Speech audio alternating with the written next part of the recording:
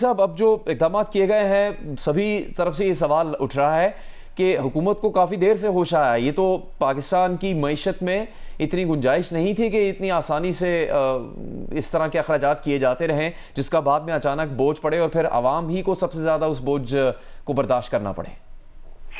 جی بسم اللہ الرحمن الرحیم. دیکھیے آپ نے آج دیکھا کہ پرائم منسٹر صاحب نے آج جو تقریر کی اس میں انہوں نے آپ کے سامنے سارا معاملہ رکھا کہ کس طرح جو ابھی انہوں نے فیصلے جن کا اعلان کیا ہے اور اس سے پہلے جو پیٹرول کی قیمتوں کے حوالے سے بھی جو اعلان کیا تھا وہ دل پر پتھر رکھ کے اور کن مشکل حالات سے ہم گزر رہے ہیں اس کو مد نظر رکھتے ہوئے کیا تھا. مگر آج جو فیصلے کیے گئے وہ 3-4 دن کی مستقل میٹنگز کے بعد سارے صوبوں کے ساتھ مشاورت کرنے کے بعد آپ نے دیکھا سب سے پہلے پرائم منسٹر صاحب خود میٹنگ دیتے رہے.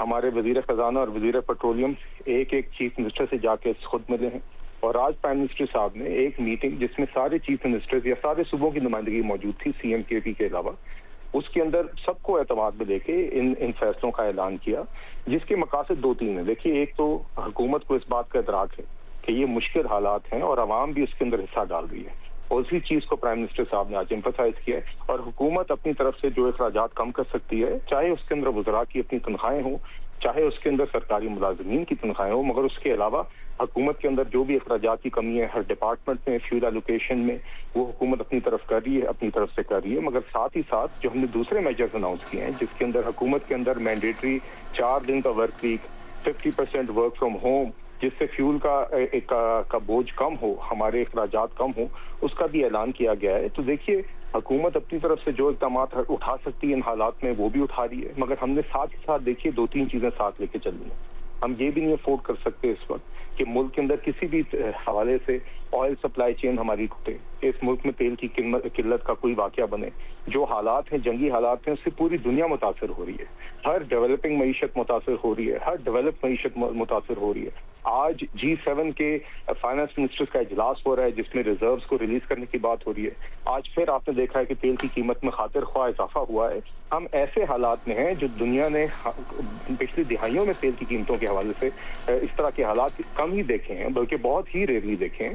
تو دیکھیے اس کو مد نظر رکھتے ہوئے جو معاشی استحکام ہم نے حاصل کیا ہے ہم نے ہر چیز کو ساتھ لے کے چلنا ہے. بالکل ہم نے عوام کو بھی انشور کرنا ہے کہ اس کو جتنا ہم اس بوجھ سے بچا سکیں وہ بچائیں مگر ساتھ ہی ساتھ ہم اپنے ملک کی معیشت کو بھی تباہ ہونے سے بچائیں ملک کی معیشت کو دیوالیہ نہ ہونے دیں جس کے اثرات اس سے بھی زیادہ خراب ہیں.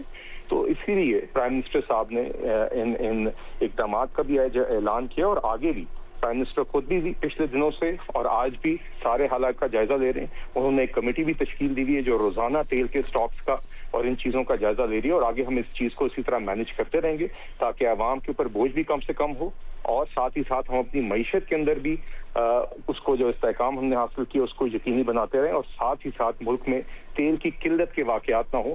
اس کے لیے جو اقدامات ضروری ہیں وہ ہماری حکومت اٹھا رہی ہے. بلال صاحب جمعے کی رات کو جو پیٹرولیم مصنوعات کی قیمتوں میں اضافہ کیا گیا وہ عوام کی توقعات سے کہیں زیادہ تھا اور اس کی توجہ یہ پیش کی گئی کہ ہم نے یہ ایک پریمپٹیو سٹیپ لیا ہے تو اب آگے اگر مزید قیمتیں بڑھیں گی عالمی منڈی میں تو اس کے اثرات کم سے کم پہنچے عوام تک کیونکہ عوام اب مزید بوجھ برداشت کرنے کی استطاعت نہیں رکھتے. اس کے لیے حکومت کی کیا تیاری ہے؟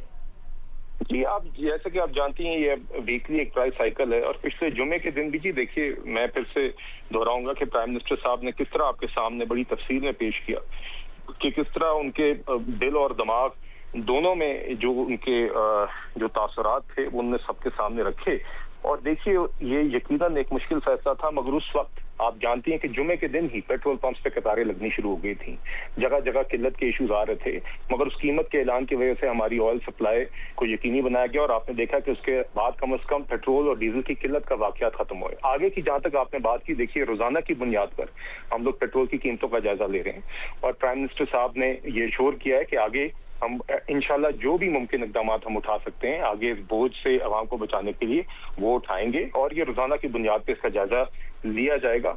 تو دیکھیے جی انشاءاللہ اس میں ہم آپ کو یقین دہانی دلاتے ہیں. میں بھی پچھلے دنوں میٹنگز میں موجود رہا ہوں. پرائم منسٹر صاحب فلی کاگنیزنٹ ہے سچویشن کے اور یہ بالکل غیر معمولی حالات ہیں اور اس کے اندر انشاءاللہ ہم نے ان ساری پرائرٹیز کو مد نظر رکھتے ہوئے اپنی فزیکل پرائرٹیز کو بھی آپ نے اپنی معاشی استحکام کی پرائرٹیز کو بھی مگر سب سے زیادہ اپنی عوام کی جو مشکلات ہیں ان کو مد نظر رکھتے ہوئے جو بھی اقدامات اٹھانے پڑیں گے پرائم منسٹر صاحب آپ کو اٹھاتے ہوئے نظر آئیں گے. میرے خیال سے یہ چیز آج کے پرائم منسٹر صاحب کے جو خطاب تھا اس میں یہ واضح تھی کہ پرائم منسٹر صاحب سے زیادہ ابھی کوئی بھی شخص کاگنیزنٹ نہیں ہے جس طرح کے حالات سے ہم گزر رہے ہیں, اور وہ ہر پاکستانی بالخصوص ہمارے سب سے کمزور طبقات کے متعلق سوچ رہے ہیں, اور ان کے تحفظ کے لیے جو بھی اقدامات یقینی ہوں گے انشاءاللہ ان غیر معمولی حالات میں ہم اٹھائیں گے.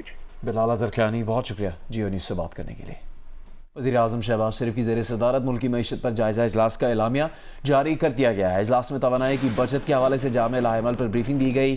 اجلاس میں معیشت کے استحکام اور توانائی کی بچت سے متعلق اہم فیصلے کیے گئے. اجلاس میں نائب وزیر اعظم Ishaq Dar, army chief field marshal Syed Asim Munir نے بھی شرکت کی. اجلاس میں وفاقی وزراء سندھ, پنجاب اور بلوچستان کے وزراء اعلیٰ نے بھی شرکت کی. اجلاس میں وزیر اعظم آزاد کشمیر, وزیر اعلیٰ گلگت بلتستان, مشیر خزانہ KP کی شرکت بھی ہوئی.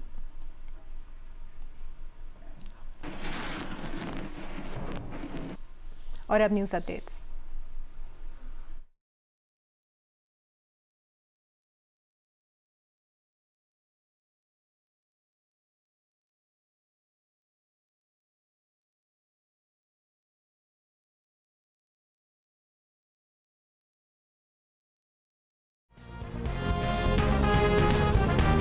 دو ماہ کے لیے سرکاری محکموں کی گاڑیوں کو ملنے والے تیل میں 50% کٹوتی. تمام سرکاری محکموں کی 60% گاڑیوں کو بند کیا جائے گا. وزیر اعظم کا اعلان.